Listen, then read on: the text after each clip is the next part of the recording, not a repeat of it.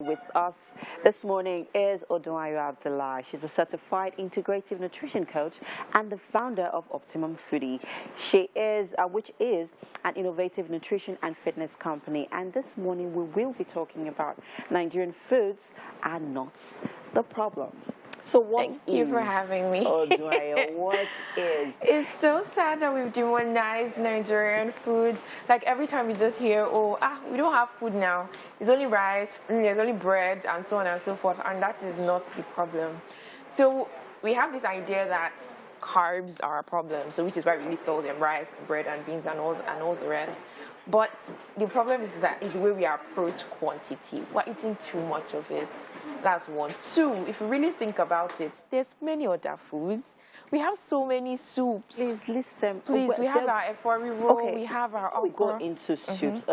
What actually the problem? So when it comes to the things that we take alongside those soups, those are actually the things that people also have problems with. Yes. So, for example, eba, semo, wheat, which of course they've now come to say it's not as healthy as we think anymore. No, it's not. That's the thing, because we I don't know, like I said, we demonized carbs in general. Okay. So your rice and your bread and like swallows that you're also mentioning, and so we then feel the need, like that's when them wheat came and they said people started switching. Plantain flour came. Then they said there was oat flour, and then them keto people now are doing almond flour. Yeah. So it's like which is expensive. People are doing all these swaps, but the truth is that they're very unnecessary. You can eat your eba, you can eat your semo. The question is, how much are you eating? When you do a swap to like plantain flour, for example, there's not, in terms of like the calories, there's not much difference between like your yam flour and the plantain flour. Even in terms of like the glycemic index, some people say, okay, they're doing plantain flour because they are diabetic, for example, so their blood sugar will not rise. But when you compare the way your blood sugar rises, so it's called glycemic index, compared to like yam flour and then plantain flour, truth is, you're not necessarily making some life-saving change with that swap. So the question is, how much are you eating? That's one. Two, when you do eat it, what are you having it with? So I always advise people to do more of the leafy vegetables, right? So you want to have a soup, obviously. You have some kind of soup with your swallow. And there are all kinds of soups, but not all of them are as leafy. Some of them are more, so for example, egusi. Especially if you make egusi just as egusi, so you've not added any leaves into it, so it's just the seeds. Egusi is fine, but the truth is, it is very fatty. It is a fatty seed. Oh, well, it is actually like a plant. If you touch it, it is oily, it is fatty. Same thing with ogbono, for example. So those particular ones are higher. Okay. So it's about frequency as well, and your goal. So somebody trying to lose weight, for example, if egusi becomes your choice soup. That's ogbono that we have on the screen right there. So egusi and ogbono, one of them was like, they are pretty heavy. Or banga. Banga is literally oil. Odunayo, you always come and then you're shaking all these tables. Come on now. Oil, you know. When you're making it, you know how much oil goes into that thing. Okay, so I'm not saying you should not eat it. Okay. I'm saying that how many times if you're trying, it also depends on your goal. So for somebody that's trying to maintain their weight, for example, they're not trying to eat as lower calorie as somebody who's trying to lose weight. If you're trying to lose weight and you're doing banga already, the soup in itself is like already all the calories you should be having. It's a lot. So it's the kind of thing where I'm like, have it, but more kind of like an infrequent thing.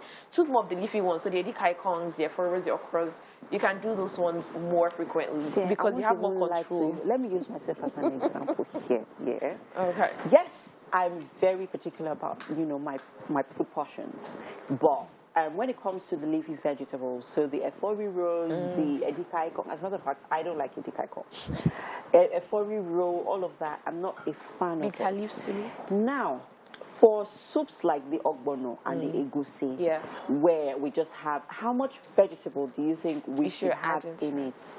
So the way that I make egusi particularly, I make the egusi it's extra. So, there are two ways. There's a way thank you. Thank you. Because the egusi is pretty, pretty high. So because I want to eat enough soup, right? But at the same time, I don't want it to be mostly egusi, because once I do that, the calories in that meal skyrockets. So I would rather, so when I'm making it, it's a matter of make the effort, I'll now take the egusi and like just drop it in there. and then mix everything up. Now, I'm not saying that you should absolutely not have the egusi like the regular plain. The Jebu people do plain. In fact, there's no leaf inside at all. Exactly. Right? Which is what I'm saying about frequency. How frequently are you having that? Is that the soup you're eating every other day? If it is, then that might be a problem. So it's the same way you, technically if you're trying to be healthy, doing ice cream every single day is not a good idea. That's kind of how you want to approach those soups. You know, so yeah. In a nutshell, what you're saying now is eat all the kinds of food that we have. It's not actually your problem, but it's in little quantity. So in moderate amounts. And like I keep saying, our problem is not knowing how much of what to have. Okay. So carbs, moderate amounts. Generally, anything that is fatty should be in much even smaller amounts. Okay. Because fats are very high calories. So if we put them in numbers, per gram of fat, it gives you 9 calories. Per gram of carbs is 4. So fat actually gives you more than double the calories of carbs. And that's why we keep shouting, like, you really need to tone it down. Right? Protein is similar to carbs. It's about 4 calories per gram. So, you know, then your fruits are even much lower. And then you have your vegetables as well, if you're comparing them per volume, for example. So the lower calorie something is, the more you can have. So because vegetables are generally low calorie, that's like your leafy vegetables, right? That's why we can have a lot more and get away with it, because it's pretty low calorie, besides the nutrient part of it all. But yeah. Well, it's always a pleasure having you, because to be honest, every single time this conversation happens, I'm learning one or two, and I'm sure somebody watching is also learning. I'm glad that Thank you so much for always being here and shaking these tables. Yes, we have to go on a break now, people. Stay with us. We'll be right back.